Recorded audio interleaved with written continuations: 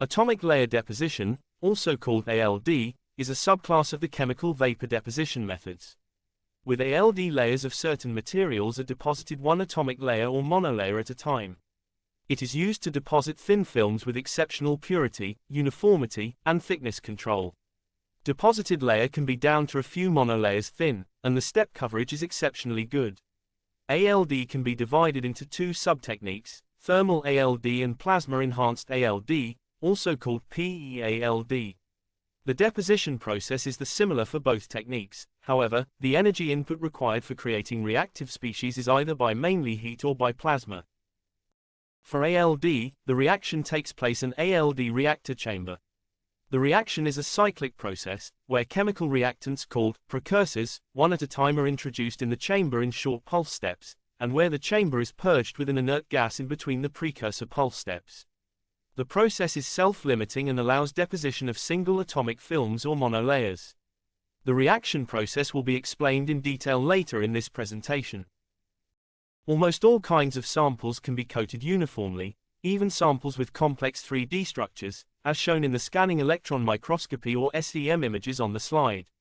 These images show structures that are either covered with one or more ALD deposited materials or made from ALD deposited materials. In some cases, depositions can be done on samples with a low melting point. In comparison, in other chemical vapor deposition or CVD methods, the deposition usually occurs through a continuous process, where the deposition rate is influenced by various parameters like temperature, pressure, and gas flow. Due to the introduction of all chemical reactants at the same time, it can be challenging to achieve uniform thicknesses on more complex structures. In plasma-enhanced CVD, the electrical field over the sample also causes a less good step coverage. The CVD processes are explained in the CVD lecture. ALD is used for many different applications, and it is becoming an increasingly used technology. Some applications include coating and fabrication of micromechanical systems, high aspect ratio nanostructures, complex 3D nanostructures, porous structures, optical devices, or fabrication of multi-layer structures, piezoelectric layers, or protective or isolating layers. The SEM images to the right present some of the examples mentioned. Figure 1 shows a SEM image of high aspect ratio nanopillars made of aluminum-doped zinc oxide, also called A to ZO. The A to ZO layer has been deposited on high aspect ratio silicon pillars using thermal ALD. Afterwards, the silicon has been etched away, leaving the freestanding, thin-walled A to ZO pillars. Figure 2 is an example of a conformal coating of aluminum oxide and titanium oxide on a 3D cavity. This would not be possible with many other deposition methods, as reactive species usually react to the closest reachable surface. Figure 3 presents an example of an optical device, some polycylindrical titanium oxide structures on fused silica. Figure 4 is an example of a very thin multi-layer coating with alternating layers of 5 to 10 nanometer thick titanium oxide and aluminum oxide deposited by ALD at DTU Nanolab. Another common example in the industry is the coating of lithium-ion batteries with aluminum oxide. It acts as a protective layer between the anode and the electrode and creates a thermal barrier in case of heat created due to an internal short circuit. Or the coating of euro coins with aluminum oxide by ALD to prevent fingerprints. The chemicals used for ALD depositions are called precursors. Precursors can either be solids, liquids, or gases. From these precursor materials, reactive species are generated either by mainly heating or by plasma. Solid and liquid precursor chemicals are stored in precursor bottles, as shown in the picture. The bottles can be either heated or cooled if necessary. The precursor bottles are connected to the ALD reactor chamber, in which the deposition takes place, but during deposition they are introduced into the chamber in short pulse steps. Gas precursors such as ozone or ammonia are introduced directly into the chamber from a gas line, or through the plasma coil of the plasma generator, if the reactive species is generated by a plasma. Notice that for the ALDs available at DTU Nanolab, there is a manual valve on the precursor line between the precursor bottle and the ALD reactor chamber. When starting a deposition process, you must remember to open the valve manually, otherwise nothing will be deposited on your samples. Please also remember to close the manual valve again, when the deposition process is done. Normally two precursors, we can call them A and B, are used to deposit a certain material. Let's have a look at the ALD process for deposition of aluminum oxide, a very common material to deposit by ALD. It is a two-step reaction, so only the overall reaction is shown on the slide. For thermal ALD, the deposition requires trimethyl aluminum, also called TMA, as precursor A and water as precursor B. The TMA and water will react on the sample surface and form a monolayer of aluminum oxide there. Methane is generated as a byproduct. For plasma-enhanced ALD, oxygen is used as precursor B instead of water. TMA and oxygen react on the sample surface and form a monolayer of aluminum oxide there. Here, carbon dioxide and water are generated as byproducts. As already mentioned, there are two different kinds of ALD, thermal ALD where the reaction is driven by thermal energy, meaning that a certain high temperature is required, and plasma-enhanced ALD, also called PEALD, where plasma is used as energy source to form reactive species of a precursor gas. The overall process cycle for both thermal ALD and PEALD is very similar. A sample or substrate is loaded into the ALD reactor chamber, in which the deposition is taking place. Precursor A is then introduced into the chamber for very short time, down to 0.1 seconds. This is called a pulse step. The precursor molecules diffuse to the sample surface, where they absorb and bind to reactive sites. Once all reactive sites on the sample surface are occupied, the reaction stops. The chamber is then purged with an inert gas, typically either nitrogen or argon. This is called a purge step, and it will remove unreacted precursor molecules in the gas phase and all byproducts from the sample surface reaction. In a second pulse step, precursor B is introduced into the ALD chamber for very short time, down to 0.1 seconds. Again, the precursor molecules diffuse to the sample surface, absorb and react with precursor molecules there to form the desired material. Once all reactive sites are occupied, the reaction stops. In thermal ALD, this sample surface reaction is driven by thermal energy.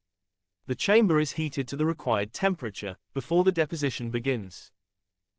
In plasma-enhanced ALD, plasma is used as main energy source instead, to form the reactive species of the precursor B. In the next step, the chamber is purged again with an inert gas to remove unreacted precursor B molecules in the gas phase and byproducts from the surface reaction. One monolayer or around 0.5 to 1 angstrom of the desired material is deposited per cycle. The deposition rate does not directly reflect the deposition time as this heavily depends on the cycle time. The deposition rate per cycle has been measured for all materials that can be deposited by ALD in the cleanroom. The cycle is repeated until a film with the decided thickness has been deposited. At DTU Nanolab, up to 100 nanometer thick layers are allowed to be deposited. Let's look into some properties of the chemical ALD reaction. ALD reactions are solid phase reactions. The chemical reaction takes place at the solid surface of the sample, thus requires a reactive surface to start the deposition. To avoid gas phase reactions, precursor materials are subsequently introduced into the ALD chamber. They must not be present in the chamber at the same time. ALD reactions are self-limiting. Once all reactive sites on the sample surface are occupied, no further reactions can take place in that cycle. This means only one monolayer is deposited per cycle, resulting in exceptional uniformity and thickness control. ALD is a sequential deposition method, and the deposition is a two-step reaction as already explained. This means that each cycle is a complete reaction. Once a monolayer of a certain material is deposited, the reaction stops. The reaction is also is irreversible.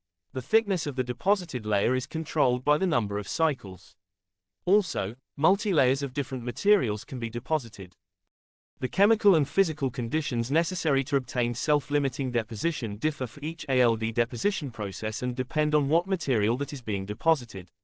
Each process has a specific temperature window with a characteristic deposition rate or growth per cycle, also called GPC. The temperature window represents the temperature range over which one monolayer is deposited per cycle, and the deposition rate per cycle shows a little to no temperature dependence, indicated by the green area in the graph. Outside the temperature window, several chemical and physical processes can disrupt the self-limiting deposition. At too low temperatures, two situations may occur. Precursor molecules and reaction byproducts can condense on the sample surface, leading to an increase in the deposition rate, so that more than one monolayer is deposited per cycle. Alternatively, due to limited thermal energy, the reactivity of the molecules with the surface sites is reduced, leading to an incomplete reaction and thereby a decrease in the deposition rate. At too high temperatures, precursor molecules can decompose on the sample's surface, leading to a CVD component in the process, causing an increased deposition rate. Alternatively, the deposited layer or the reactive surface groups involved may desorb or etch, leading to a decrease in the deposition rate or leading to that nothing is being deposited.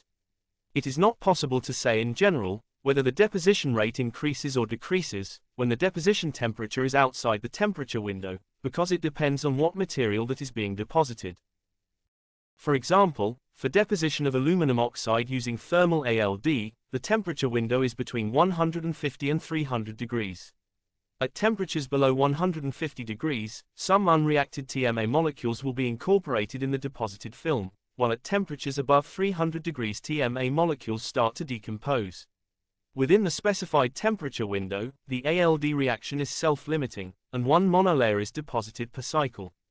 However, sometimes aluminum oxide is deposited at temperatures below 150 degrees, for instance on polymer samples with a low melting point. The cycle time depends on various parameters: the reactivity of the surface, the complexity of the structure, and the volume of the ALD reactor chamber. But what deposition parameters must be increased if deeper or more complex structures need to be coated? The pulse time, the purge time, or both? It is the purge time. As explained before, ALD is a sequential process. The presence of both precursors A and B in the chamber at the same time causes unwanted gas phase reactions.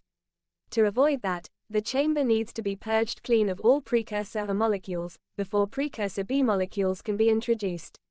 Precursor molecules need to diffuse within the chamber and to, or from the sample surface. That largely determines the residence time of precursor molecules in the chamber and the purge time to remove unreacted molecules and byproducts. The larger the chamber and or the more complex or deeper the structures are, the longer the purge time needs to be. This allows precursor molecules to diffuse out of cavities and be purged from the chamber. The pulse time, meaning the duration for introducing each precursor into the chamber, does not need to be increased. There is generally enough precursor material in each pulse step available to allow for diffusion into smaller and or deeper cavities. However, for very high aspect ratio structures, 2 pulse steps may be required. For a better understanding of the cycle time and the resulting deposition time, let us have a look at an example. How long time does it take to deposit 100 nanometers of aluminum oxide using thermal ALD? The following plot shows the thickness of aluminum oxide deposited at 200 degrees as a function of number of cycles. A linear curve fit yields a deposition rate of 0.097 nanometers per cycle. Well, the standard recipe for deposition of aluminum oxide available at DTU Nanolab consists of a pulse time for both TMA and water of 0.1 seconds and a nitrogen purge time of 3 and 4 seconds, respectively. That results in a total cycle time of 7.2 seconds. From the given numbers, the deposition time can be calculated. 100 nanometers divided by the deposition rate of 0.097 nanometers per cycles results in 1031 cycles. This is amount of cycles required for depositing 100 nanometers. Multiplying the 1031 cycles with the cycle time of 7.2 seconds results in a deposition time of 2 hours. So, it takes 2 hours to deposit 100 nanometers of aluminium oxide by thermal ALD using the given recipe. For more complex structures, such as the high aspect ratio nanostructures, as shown in the picture, extra pulse steps for both TMA and water are needed. The purge times is increased as well, normally to about 20 seconds. That results in an increased cycle time of 41.4 seconds. The deposition rate does not change. It is always one monolayer of aluminum oxide deposited per cycle. But due to the increased cycle time, the total deposition time increases considerably, from 2 to 12 hours. ALD has some limitations that the user needs to be aware of. Since ALD deposition reactions take place on the sample surface, this needs to be reactive. Generally, Several monolayers may need be deposited to form a closed layer on the sample surface and to make the deposition rate linear. The number of monolayers depend hereby on the reactivity of the sample surface as well as the deposited material. It can be less than 2 or even be 10 nanometers. For any type of contamination such as impurities, particles or fingerprints on the sample surface, the reactivity may be limited or even cause uncontrolled deposition. As discussed before, while very exceptional uniform layers can be deposited, the deposition rate is with 0.010.1 angstrom per second comparable slow. There are also limitations related to the precursors.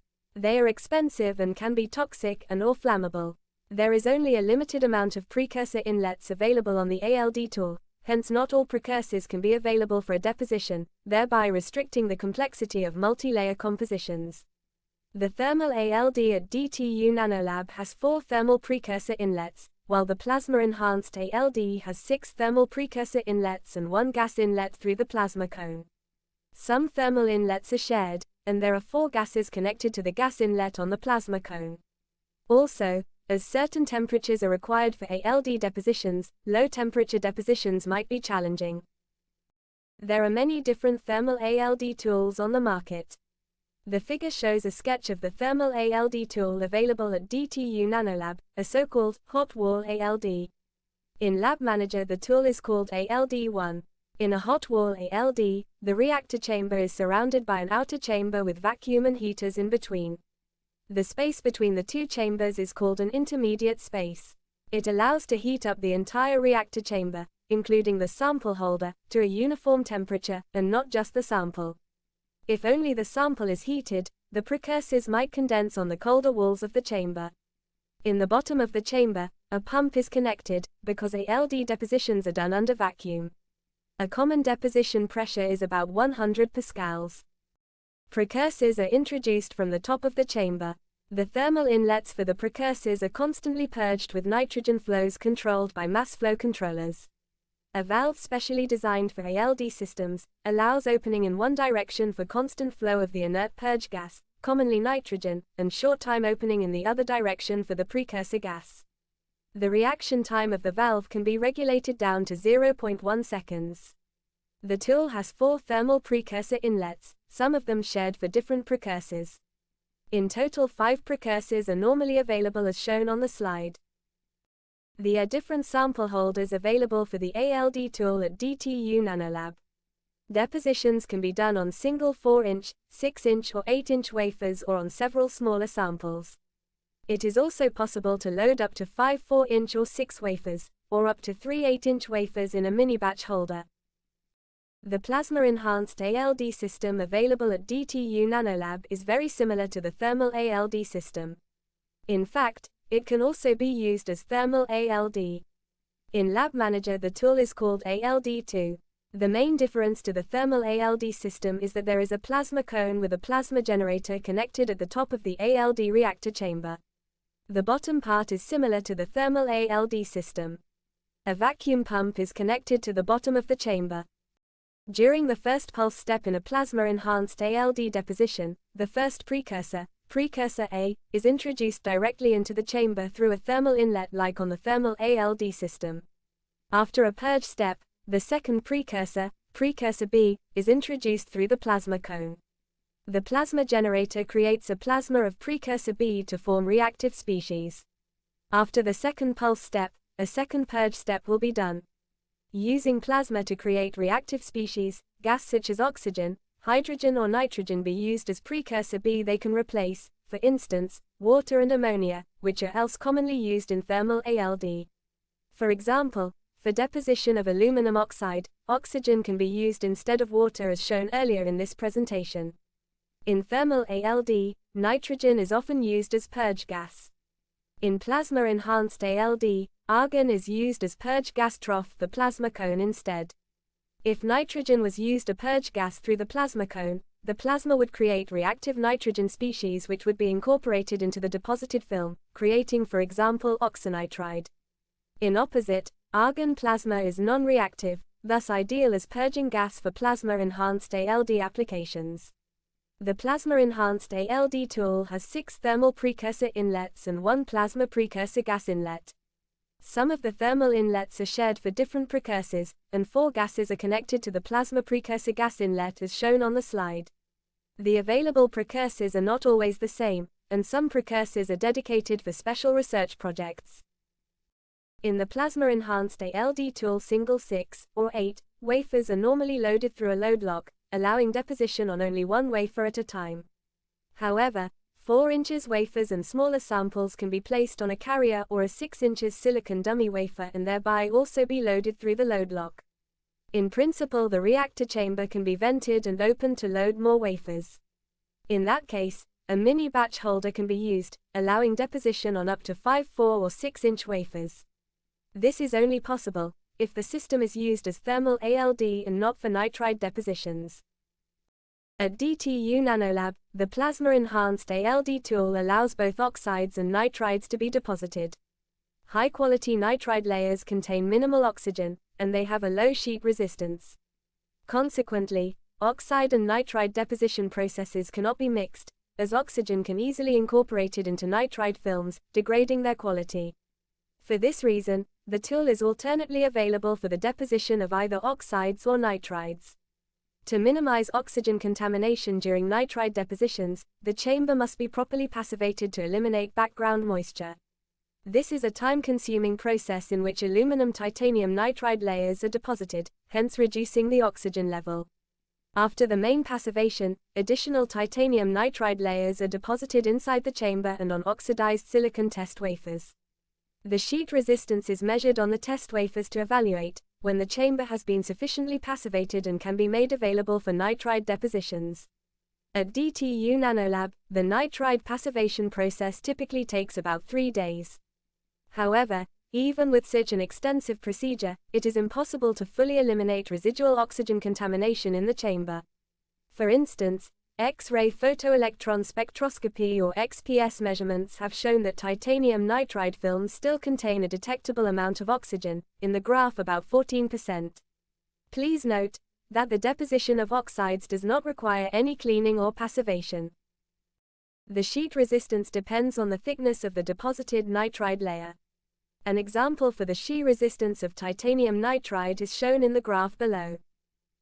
Plasma-enhanced ALD has several advantages over thermal ALD.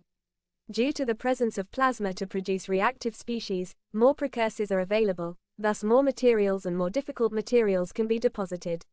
This includes, for example, some nitrides and metals. Because of the reactive plasma species, depositions can be done at lower temperatures, in some cases down to room temperature. The stoichiometry and some material properties of the deposited film can be better controlled. The stoichiometry and some material properties of the film can be better controlled by plasma-enhanced ALD. Thus, more dense films with a lower impurity level can be deposited.